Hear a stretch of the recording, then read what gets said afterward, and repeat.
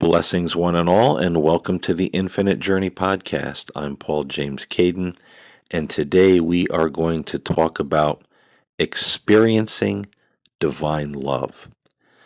This is something that you hear me mention a lot on the show, and today we're going to try to delve a little bit deeper into this subject and how we might experience that love for ourselves and in our lives. This is not an easy subject to talk about or explain. It's easy in one aspect, but in the other, it's difficult because it's hard for people to, I think, grasp or put into practice how to experience divine love in their lives. And, I think that's because it's been really confused in our minds over a number of years through what people say, through what certain gurus and spiritual teachers have taught, what religious institutions have told us. When you look at the gurus and spiritual teachers, they make it difficult. And I think this is why some people will say, well, I can't meditate. Well, I can't do that when it comes to any kind of focus on spiritual things because it's been so complicated by some teachers who maybe just want to sound overly complex or intelligent, before you can even get into that meditative space or get into that mindset where you might touch the hem of the garment of divine love. Some people tell us, well, we got to open up the chakras. We have to focus on our breath. We have to color coordinate the chakras and the aura with all these colors that we have to visualize. We have to chant. We have to ground ourselves. We have to say certain prayers. We have to, all these steps that by the time you actually get to the moment of meditating or focusing, your mind is drifting all over the place because you had to take all of these steps that just seem kind of, arduous to take. And right on the other hand, we have a lot of people that say we're unworthy. We can't experience divine love. We're sinners. We're no good. I was listening to a young gentleman on YouTube the other day, and I never watched anything by this individual before. It was on a topic I was interested in, so I hit the play button and started to listen. And he had some interesting things to say, but then he said some very bizarre things. And this is just an example of the things we hear that I think confuses our minds, confuses us spiritually. This individual was saying that we cannot have a relationship directly with God, that we can only have that relationship through Jesus, and that if we try to even speak to the Father or have any connection with Him, just one to one, that Jesus hates this, that it angers Him. That just didn't sound right to me. Everything within me was screaming, man, if all of us believe this, I think what a fix we would be in. So, a lot of strange ideas and teachings and mental and spiritual gymnastics people teach us. And I think we just give up and say, I can't do that. There's no way I can experience that. There's no way I can do that. Or I'm unworthy to do that. And I think we all need to just step away from those mindsets for a moment and maybe simplify our approach to God and to experiencing that divine love and peace in our lives. Now, when I talk about divine love, the best way I could describe it is in something I wrote a couple of years ago, another book that I'm slowly working on. Hopefully, it'll get done one day. But I wrote in the first chapter of that book that the closest thing, or the first time I really experienced the love of God, was through the angel encounter that I had in my life. Because through that being, the love of God just flowed like oceans of love. And I described being in the presence of that love something to the effect of it's like all at once you feel at one with and a great love and compassion toward everything and everyone. And that love extends from the earth to the heavens, including God, Jesus, angels, saints, loved ones who may be in the heavenly realms. You just feel this great, for lack of a better word, universal love that connects you to everything. And it is so euphoric that even though you might be standing in a very familiar place, it's like you're seeing that place for the very first time through different and new eyes. It's a love you feel in your mind, in your heart, in your soul, in every muscle, fiber, atom of your being. It is all consuming. And you are literally just floating on a cloud. You are so peaceful, so happy, so joyous, so grateful.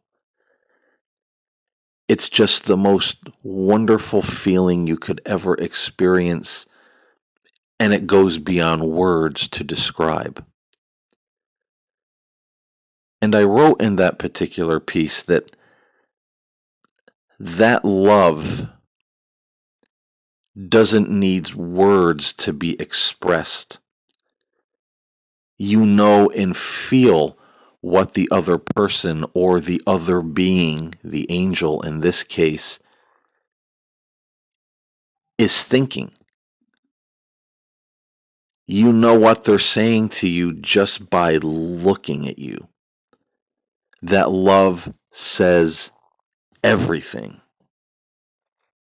I also went on to describe in that book that this kind of love you could very easily understand how in the realms of eternity that kind of love could be a tangible thing that could literally open up by catching one little fiber, one little shred of light of that kind of divine love could open up to you other infinite realities that would just go on and on and on, even through time and eternity, you'd never be able to explore them all. Because that kind of love just continues to create various realities and experiences.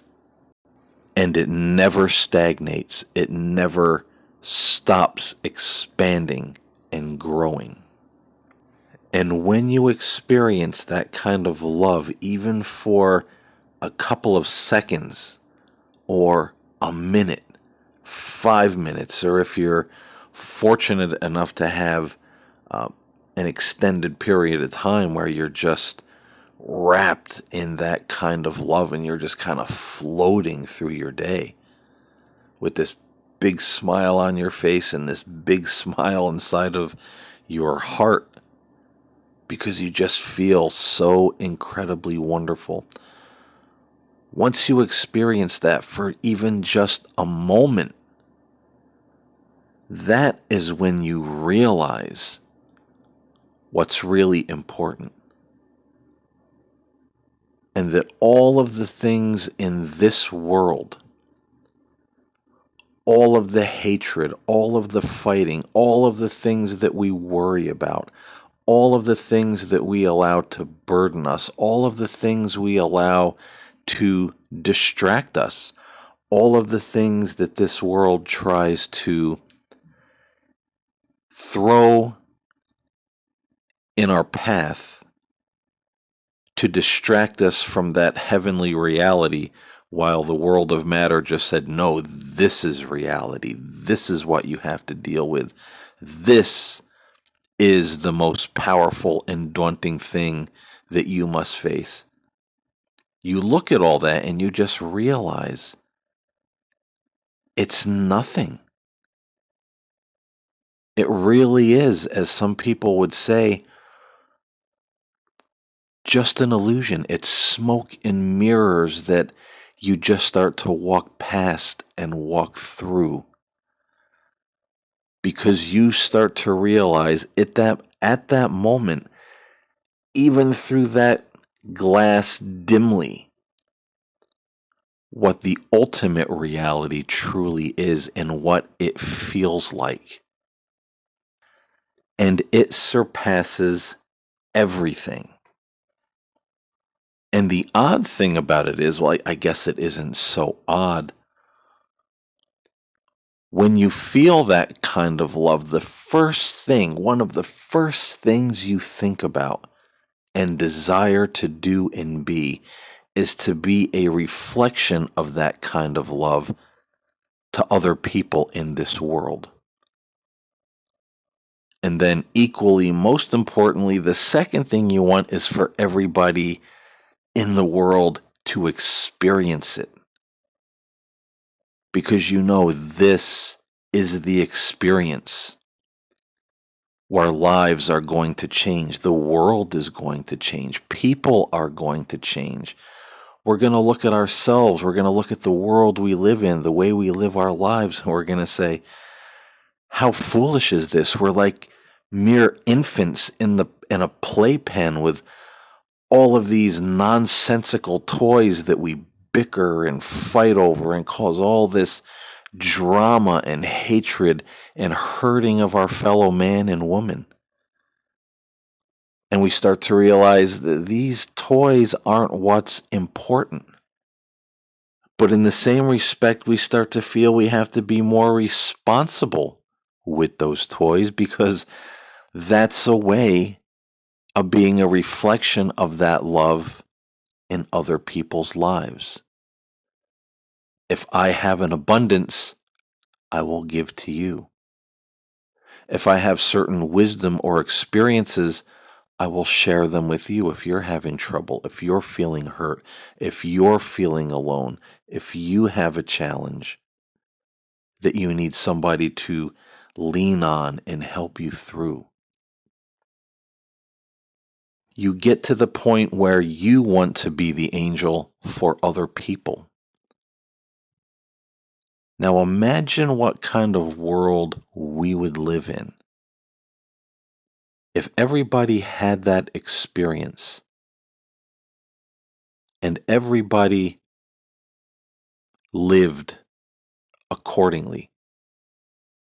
everybody made that kind of change in their lives. And now, sadly, I know that's probably impossible because there are just some people that even if they did feel it, they would say, oh, well, that was nice. But ultimately, they would reject the divine love for their own selfish purposes and plans and schemes. But I truly feel that a majority of the people would embrace that experience and it would be incredibly, incredibly life changing. So now that we've discussed a little bit what divine love is and what it feels like, and even though I describe it in kind of a crude way because I'm a human being trying to describe something far beyond myself, um, that just goes beyond human words and vocabulary to do so. But hopefully, I've described it at least adequately enough that we can have an understanding of what it feels like, what it is, how it changes us. But now, here comes the more difficult part. How do we experience that in our lives? You know, I'm not special. I'm not some kind of a saint. I'm not some kind of a guru. I can talk about, oh, yes, I've had this angelic experience and I've, felt this incredible divine love. We can all do it. It's available to each and every one of us. We are all children of God. It doesn't make me special. It doesn't make me lucky. I honestly think that this experience opened up to me when I was, a kid of 12 years old. But, being a kid that had a lot of anxiety, a lot going on in my life, looking around me saying, why do people mistreat one another so badly? And having such a faith and a confidence in God. I think when I uttered that prayer literally from my heart and soul that said, God, help me, show me that there's love, show me that there's hope, show me that there's something beyond all this, that we're not just lost in this world of hating one another and fighting and insulting and treating each other in such a cruel way. I truly believe it was that innocent, heartfelt prayer that just caused heaven to move in my direction at that particular time. And I was very blessed to have it move in my direction quite a few times after that. So I think number one, just from my own experience, and even speaking of scriptures in the Bible, I think our confidence in God, our faith in God is first and foremost. To know that He's really there for us, that we can trust Him, that we can lean on Him. That's how I felt as a kid. I had absolutely no doubt at that time in my life that God was real, He was there, and He was there for me, and He would always look out for me. He was the best friend I ever had and ever will have. So I think getting to that kind of childlike faith, yes, God is God. God is so great. God is so big and awesome. But as Jesus said, entering the kingdom of heaven as little children, just having that childlike faith and confidence to say, man, He's got my back, and I don't doubt that for a minute. I think that's number one. I think number two is, of course, loving God. We're not using Him as a genie or using Him to, uh, you know, give us something just because simply we want it. No, we want to experience divine love because we love God. That's number two. That's the most important thing, to love God as we would a dear friend, a family member, our very best friend. And when we reach out to God and say, God, I want more of you in my life. God, I want more of your love in my life. We're not doing it simply just to get something. We're doing it because we really want that. We want more of Him in our lives. We want to feel Him closer. Nothing is more important to us than having that experience. We're not getting into word of faith movement kind of mentality here where it's like, oh, press the magic button and, God's going to give me something fun and wonderful or money or this great little experience that I can run around and talk about and say, look how holy I am. No, that's not it. It's loving God as a dear friend and family member. And do excuse me if you hear my stomach growling in the background. I have a very sensitive mic hooked up right now, and it's getting close to lunchtime. I'm pretty hungry.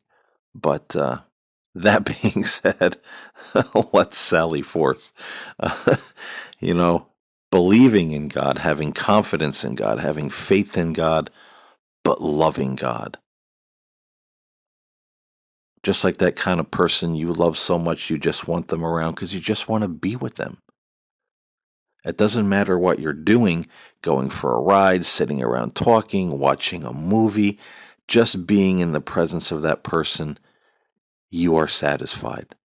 They're there, and that makes you happy and content. That is your heart's desire. We need that kind of love and desire toward God. Number three, get over the unworthiness. We're all imperfect. If we've done wrong things, if we've said bad things, if we really have remorse, just say, hey, God, I'm sorry. I don't want this to burden our relationship.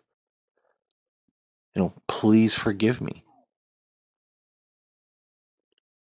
God is forgiving. Just put it out there, mean it with your heart. I don't want this to be something that's between us or hinders you in my life in any way because of my foolishness and mistakes and bad decisions. I'm just sorry. Please forgive me. And He will. Remember the Bible verse, when we confess our sins, He is faithful and just to forgive us. Believe that. He's not a monster. He knows our heart. If we're sorry, He knows it. So get rid of all the unworthiness and all that kind of crazy stuff that puts that big barrier between you and the love of God. And next, how do we experience that love of God? This is the part that's a little bit tricky because it's different for everybody. It can be through prayer, just asking God, I want more of you in my life. I want to feel more of your presence, more of your love, more of your light, more of your truth. I'm willing to lay down anything I think is truth. If I see that it is incorrect, I want you to take the wheel. I want more of you in my life. It can be through praise and worship, just praising God, worshiping God, how great He is. I love you, giving Him all the love and gratitude and thanks and honor and worship and love in our hearts. We could do this just sitting in a chair. We could put on, some people like to put on, the the gospel music or the spiritual music. Some people listen to instrumental music. Other people listen to, the praise music. and they just praise God and thank Him for His goodness and His love and His presence and how wonderful He is. It can come through meditation, just simply sitting down, closing our eyes, and just focusing on that love of God that's actually and literally all around us and within us all the time. And you might even use your imagination to give yourself a little boost of what that love feels like so you can tune into it. I've heard people say that for some, they think about the Christmas season, that magical, light, loving feeling that they have during the Christmas season, and they equate that to the love of God and they focus on that feeling all around them. Whatever, if there's an event in your life, a special day, a memory from the past where you just felt that warm, magical, happy, content, kind of euphoric feeling of love and happiness, just take that. Just take the memory of that feeling and feel it all around you and within you, and then just focus on it. That this is the beginnings of understanding what divine love feels like, because that kind of love is a gift from God. It is a part of divine love when God blesses us with, something wonderful, or, a wonderful event in our lives. Take the memory of that kind of love and euphoria and just focus on it. You're touching the hem of the garment. This is a little bit of what the love of God feels like. Now let me focus on that and trust in God to expand it to even deeper levels. Sometimes people like to read and meditate on favorite Bible verses before they meditate. They'll just look up Bible verses that talk about the kingdom of God, the love of God, the presence of God. He will never leave us or forsake us. How merciful and kind and loving, and how He never leaves us or forsakes us. Whatever energizes that kind of exciting wow feeling. God really does uh, care about me.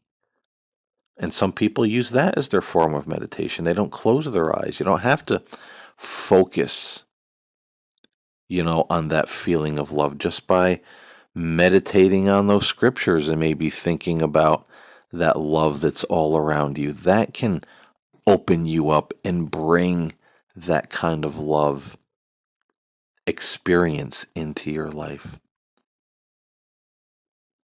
Another way to do it is through the angels. What are the angels? They're God's messengers. They're extensions of God. When we stand in the presence of an angel, we're standing in the presence of a being that is radiating the love of God, the light of God, and the will of God to us. So we can experience that love of God through the angelic beings, through the divine messenger. So we could ask, if we're so inclined, that the angels draw near to us, our own guardian angel, and help open us up to that kind of love in our lives. Ask our angels to shower us with divine love, to begin to show us what it feels like. And if you're blessed enough, sometimes people have an angelic encounter where they see an angel. Other times they just feel the presence of the angel around them, the peace, the love, just this incredible feeling of serenity and euphoria. Whether you see it, whether you feel it, man, then you've really touched the hem of the garment, and you know you're blessed to have had that. So these are all ways that we can open ourselves up to experience that kind of life-changing divine love.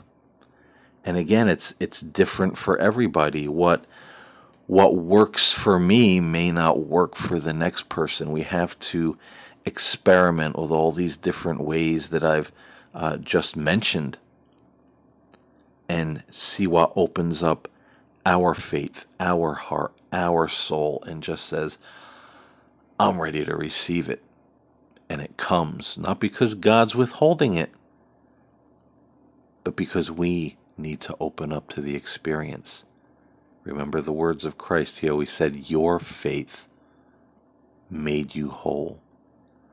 So we have to have the faith, we have to have that experience, that knowing that it's there, and we just open up to receive it.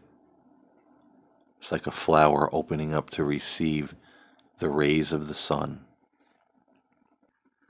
And when you experience those rays, when you experience the rays of divine love, it is going to change everything forever. You will not see life the same. You will not see what's happening in our world the same, even with all this chaos that's going on right now. If it got 10 times worse, you would just have your peace. You would hold your peace because you know what the truth, you know what reality truly is. And these destructive, foolish, childish games that men play here in this physical world, it becomes so insignificant to you, so foolish to you, so unimportant in the big scheme of things that, again, as I said in the beginning of this podcast, you just walk past it, walk through it.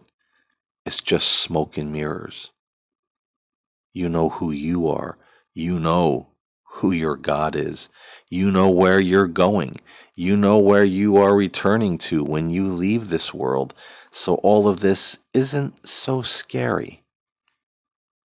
It does become kind of like watching a bunch of angry children in the sandbox beating up one another over the plastic shovel and pail.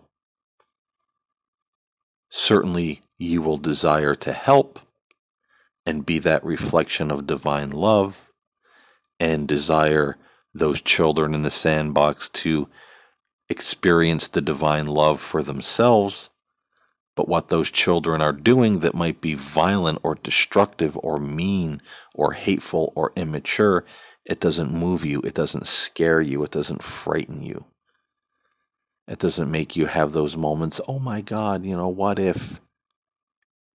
You're okay. It really just changes everything. I really hope you got something out of this podcast today. I hope it was helpful to someone out there. I really do appreciate you listening. It is always very much appreciated and very much a blessing for those of you that take the time to listen every time I put out a show. I really do appreciate it.